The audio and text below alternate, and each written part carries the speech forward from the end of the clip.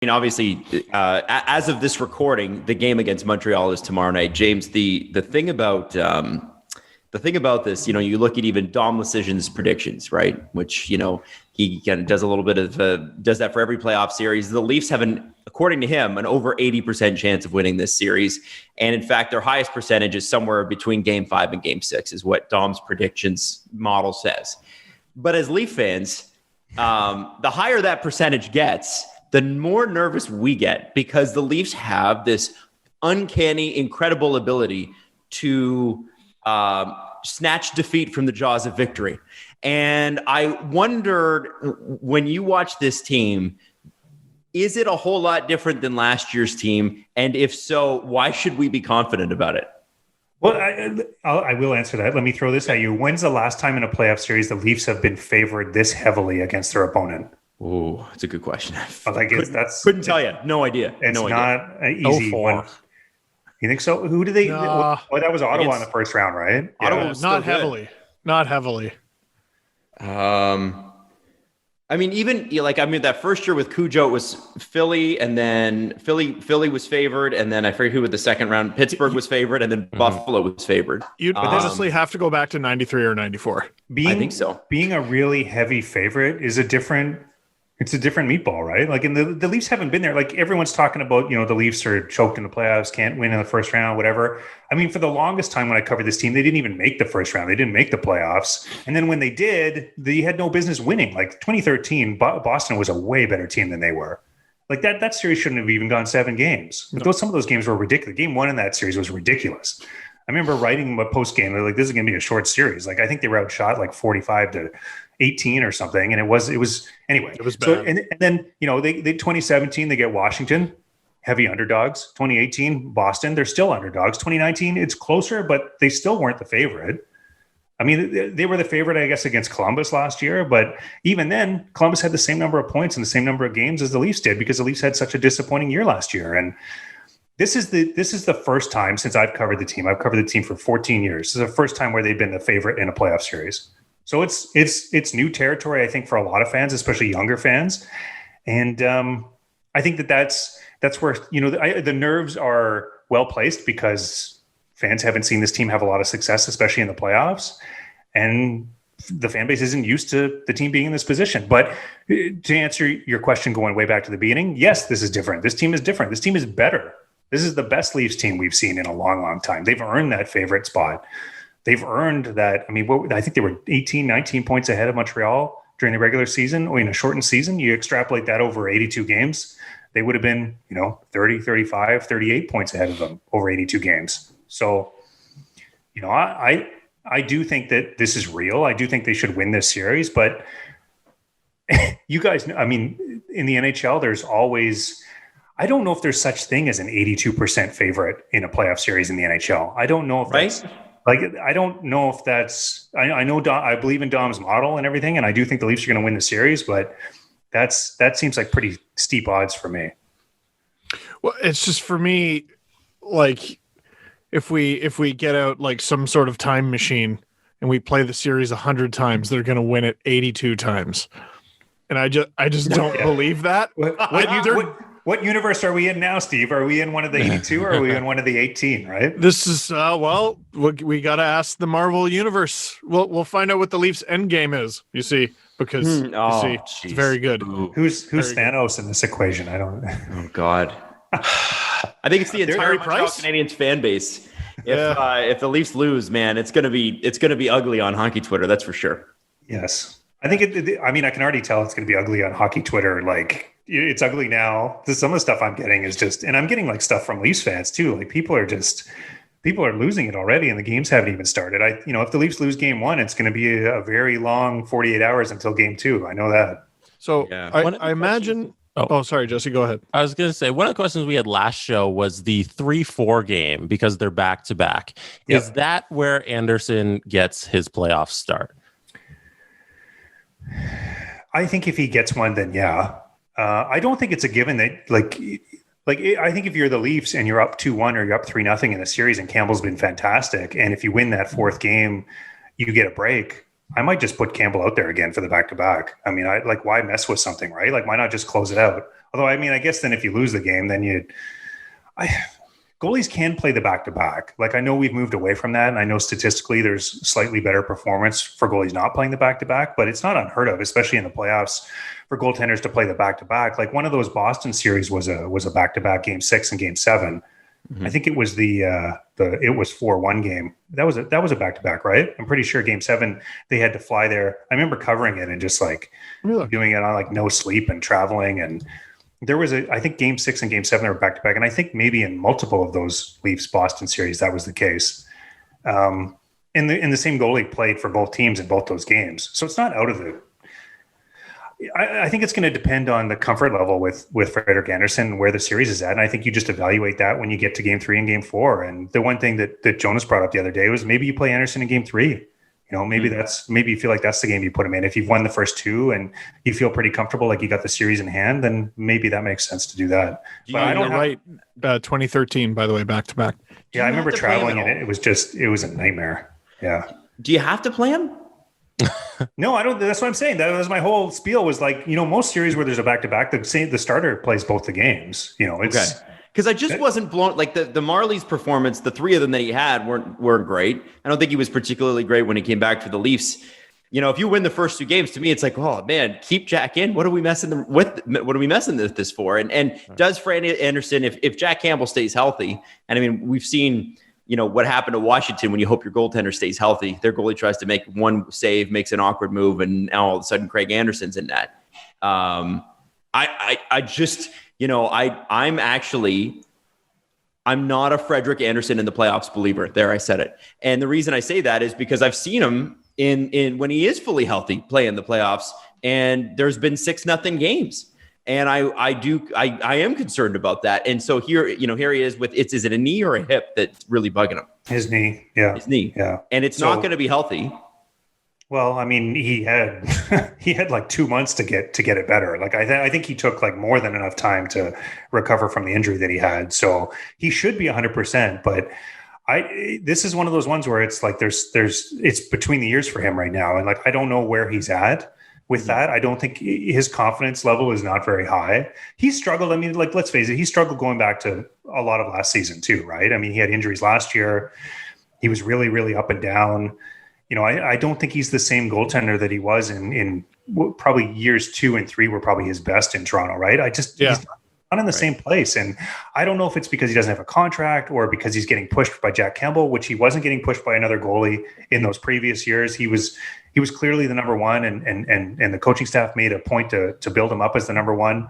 That wasn't the case coming into this year. You talk to people in the Leafs organization, and there was a lot of people talking about Jack Campbell and how they believed in him and how they thought potentially he could really battle for the starting job. And that's the way that it's played out. So I'm not a believer in Frederik Andersen at this point either. I think in the organization, there are doubters, and it wouldn't shock me if he actually doesn't play in this series. So I'm a Jack Campbell believer now. But throughout the course of the season, people were talking about the idea of him becoming the starter.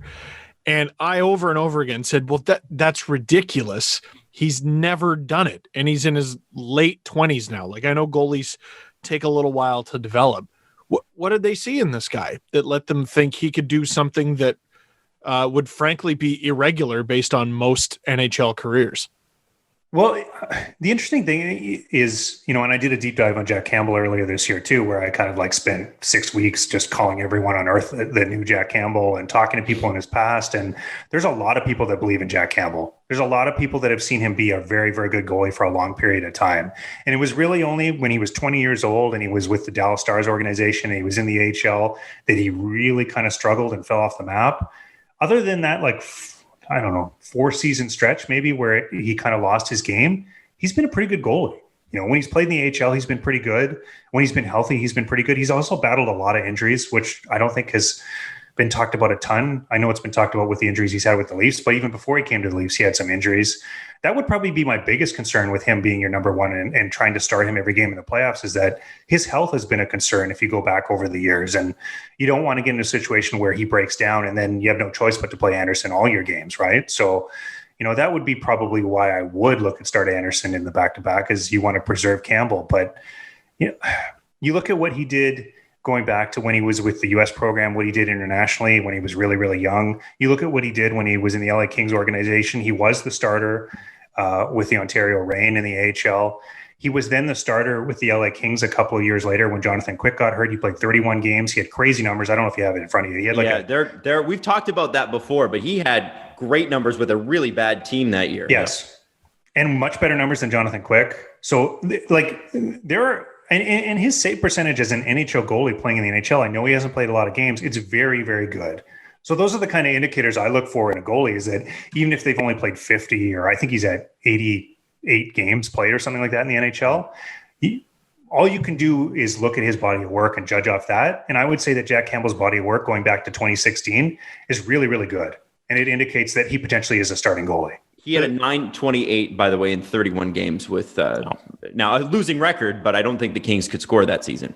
Yeah, that team was terrible. But you talked to people around the team at that point, they said we could see it, that he was going to be a starter. And the only reason that LA traded Jack Campbell is they couldn't trade Jonathan Quick. They tried, they couldn't trade him. And they had Cal Peterson, who is younger than Jack Campbell and who they think is going to be just as good. It wasn't that they didn't believe in Jack Campbell. So it was a really, really smart scouting eye by the Leafs to see this guy who probably shouldn't have been on the trade block and was because a team had 3 goalies, and identifying him as someone who could potentially be a starting goalie.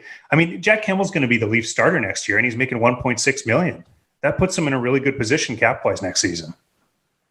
Well, that's been an interesting thing for me, is we're always so focused on the next season. It's been much less so this season, and I've been doing my best to just sort of put those blinders on. But you really do think he's going to be the starter next year, eh? They're not going to go out and try to get someone else? Well, I think they're going to add somebody. I look at their cap situation. I think they're going to try and bring Zach Hyman back. His number's obviously going to go up from 225. That eats into some of your cap space. I think what you end up doing, Steve, is you end up spending some of the money that Anderson's making this year, some of that $5 million, in other places on the roster. They're probably going to need another center. I mean, unless maybe they bring Riley Nash back, but I doubt that that's the Jack Eichel. I think you can't. There's your shutdown guy. I've tried making the math work on that. Is pretty tough. Like, I don't know where you're going to find the 10 million, but maybe retain half. Basically, I'm being too long-winded with this. They're going to have $5 million from Anderson that's freed up. I don't think the goalie that they bring in to play with Jack Campbell is going to be making $5 million. It's going to be like a $2 or a $3 million guy. There's going to be a tandem, so it's not like it's going to be just Campbell without any kind of a fail-safe. But they're also not going to go out and spend another $5 million on a number one goalie to play instead of Jack Campbell. How about Big Save Dave? I mean, we haven't seen a lot of the big saves, so well, just Dave. No save Dave for the Leafs. Ooh, James. Obviously, I mean, we got to because we have limited time with you. I know we got about 15 minutes here remaining. We've got to talk to you about. I mean, the way the Leafs play defensively, and then I want us to get into the Habs. So quickly on what you've seen. The Leafs team defensive play, and I'm not just talking about the defensemen and the talent back there, which is deeper than it's ever been. How do you think this team has changed the way it's played defensively to fit the system that Sheldon Keefe wants to play? Do you think he's been successful in getting them to be maybe a little bit more like Tampa? Yes. Okay. I mean, and how? I guess how is probably the better question. Sheldon Keefe spent the whole training camp in January trying to change the mindset of his team. I don't know if I want to call it to play safer, but to make better decisions when the puck's in the offensive zone and to not be so aggressive on the forecheck that you leave yourself open coming back the other way. And if you look at some of the advanced stats that SportLogic and some of the other companies put out, the Leafs have made huge gains in things like not allowing odd man rushes, in preventing uncontested shots from the slot, all of those kinds of things that were problematic for them in previous years. They've been able to cut those down. Now, the Leafs aren't the best defensive team in the league, but they've gone from, I would say last year they were probably middle of the pack, lower middle of the pack. Like they were probably 18th, 19th in terms of their defensive ability to cut down the quality of chances against. And this year they're up right into that kind of like 8th, 9th, 10th group in the league. And that's really been the system change from Sheldon Keefe, and it's been the personnel change that you've talked about. It's been bringing in TJ Brody. It's been, frankly, moving out some players that don't really have as good defensive acumen, getting rid of the Tyson Barrie, Kasperi Kapanen, to some extent Andreas Johnsson, changing the look of both the blue line, get Bogosian in there, who I think's played really well and has been kind of a really safe option for them on the third pair.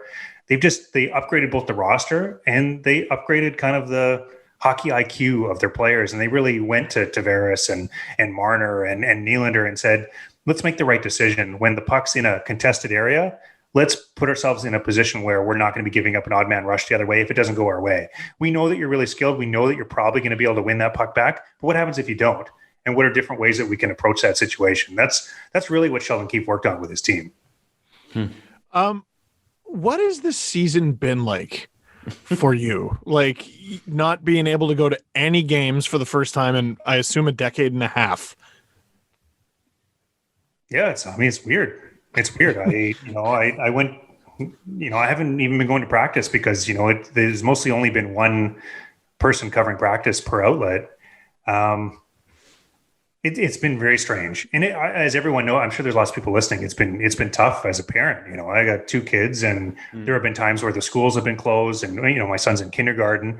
There have been times when the daycares haven't been open. I've got a 2-year-old. Like, to have a kindergartner and a 2-year-old running around while you're trying to cover things on Zoom calls, and it's been a challenge. I know it's been a challenge for people, all over the world, and my family's all really far away. My family all lives in Western Canada. I haven't seen I haven't seen my dad in almost 2 years. My kids haven't seen their grandfather in almost 2 years. Like, it's been crazy, and it's been a challenge for us in the media too, because the way that we do our job. I mean, most of the time when I'm going to a game or I'm going to practice, it's not to watch necessarily what happens on the ice, because now with TV and replays and PVRs and everything, you can see it pretty well. Really what you miss is, I like going in that dressing room and you sit next to a guy and you have a conversation and you learn something. And we don't have that right now. So, we've had to really change the way that we do our job. And, telling a story like the Austin Matthews story about how he shoots the puck, it's been a lot more challenging than it would in a normal year, because in a normal year, you could go talk to every single guy in the dressing room about what they're doing and all those kinds of things. So it's, that's kind of like a long answer, but I'm hopeful that this will be a year unlike any other, and we can move towards normalcy here really soon. Well, it's looking like we are. The premier in Quebec just today it fully announced, or was it yesterday, announced that should there be a game 6, it would be in Montreal, and they'd allow, I think it was it 2,500 or 5,000 fans in? 2,500. Yeah. Which is, that would be a first in Canada in over 16, 17 months. So that's a huge deal. Hopefully it doesn't get that far, and the Leafs have already got them wrapped up by then. But it's still nice to be able to even mention it and talk about it. James, I do want to get to Montreal here for the last 10 minutes. If they are going to threaten the Leafs, where is the biggest threat coming from? What are the Leafs looking at right now in their video room to say, this is how we got to beat them? Otherwise, they might surprise us. Well, Montreal does have some talent. I mean, Toffoli had a great year. Gallagher is going to be back and healthy, and he's a great player. Deneau's the Leafs Montreal is a pretty good 5-on-5 team. They've been a good 5-on-5 team for years. So I think the fear, if you're the Leafs organization or the Leafs fan base, is that this series looks like the one against Columbus, where, Columbus was the lesser skilled team, but they found a way to neutralize the Leafs' weapons. They found a way to get good goaltending. They found a way to win the series. And that's what Montreal, if I'm Montreal, I'm going back and I'm watching that Leafs Columbus series, and I'm looking at all the ways that Columbus neutralized Toronto, and I'm trying to duplicate that. And I don't know, Montreal's probably going to be outpossessed in the series. They're probably going to give up more chances. They're probably going to be outshot. They're going to have to try and find a way to keep the games close. I think they're probably going to want to have a lot of the games be 2-1 and come down to bounces and things like that. And then you just hope that it's a long series. It's a war of attrition. I know Montreal's going to come out and try and be as physical as they possibly can.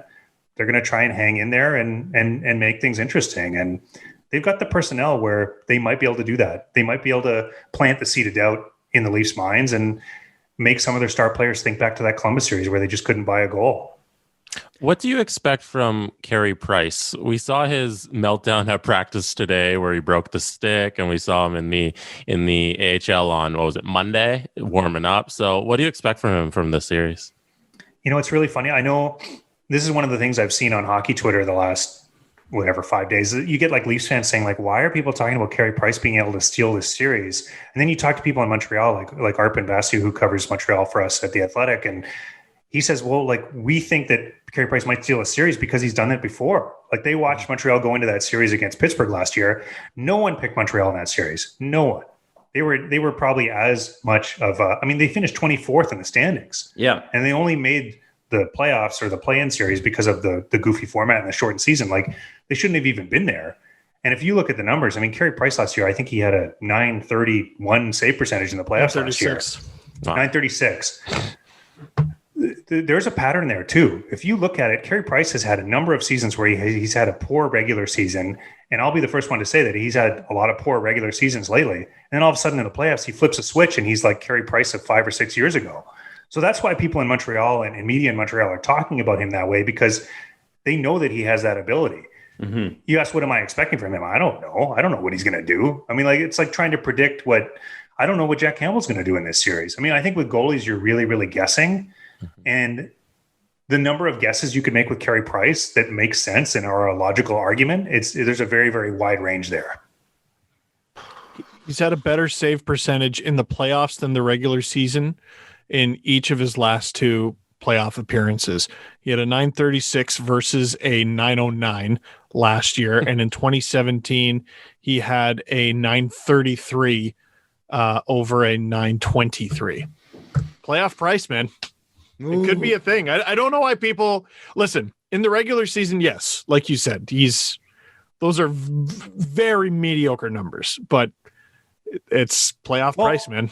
They don't pay him for the regular season. Think about this, guys. Like, Columbus's goalies last year in the regular season didn't have otherworldly numbers. Like, it was Korpisalo that frustrated and drove the Leafs crazy in that play-in series, right? Like, he didn't have great numbers. No one was coming to that series and being like, oh, Korpisalo is going to shut down the Leafs and I'm worried about him. But who knows, right? Like, you go into a 5-game series. That series with Columbus, the scoring, if you take out the empty net goals, it was 10-9. Like, that's how many goals were in 5 games. Like, if I'm Montreal, that's what I try and do here is have a series that's, you're averaging 3 goals a game. Like, that's where you want to be if you're them. So I don't know if they're going to be able to do that. I'm not saying they're going to be able to do that. I'm just saying the concern or the strategy from Montreal, that's what it should be. Now, Toronto's got so much firepower, they're probably going to be able to make it so that doesn't happen. That's going to be the battle here. Mm-hmm. Mm-hmm. And that's what you hope for, right? Is that's the overwhelming skill, and then the fact that the bottom 2 lines are built a lot differently than they have been in years past. Now, James, I think that you did mention Montreal's been a good team on 5-on-5 for a long time. If the Leafs are going to capitalize, obviously special teams are going to have to be a part of it. The Leafs power play has struggled. What about Montreal's special team are struggling? I mean, they don't have the top end talent that the Leafs do. They don't have an Austin Matthews. If you look at Dom's preview that he had on our site yesterday, I mean, it's very, very clear that the talent advantage that the Leafs have in the top 6 and really like their top, 4 or 5 forwards it's glaring. It's glaring. Like, I believe, using Dom's statistics that Zach Hyman waits out as pretty well close to the Montreal's best forward on the team. So, like, if you don't have that high-end skill, it impacts your power play. So the Leafs have to be feeling pretty good. I think their penalty kill has been decent of late. It's recovered. Their personnel on the penalty kill is good. Once you get Riley Nash is a very good penalty killer. Foligno is a really good penalty killer. Bogosian looks like he's going to be healthy for this series. The Leafs should be pretty good on the penalty kill. Montreal's not the greatest power play team, And I mean, even penalty kill, Montreal's penalty kill is not going to scare anybody, but the fact of the matter is the Leafs power play has been at 8% for 30 games. Like, the Leafs power play is not, I don't think the Leafs can be counting on that to win them this series. And do you think, lastly here, as we wrap up, do you think the Leafs are happy with the way Foligno has worked out, given what they gave up to get him? So far, but I mean, everyone in the organization that you talk to, they all say like, none of this matters unless they win in the playoffs. They know that.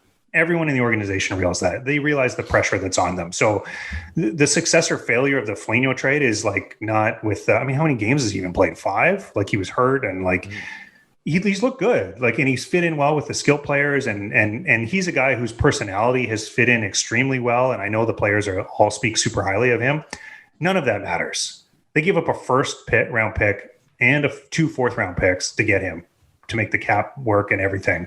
That's a lot. And it's too much if you lose in the first round. You know, part of why they got a guy like that is to play in a series like this against Montreal, where the other team's going to try and be physical and to grind some goals into the net. So that's what he's here to do.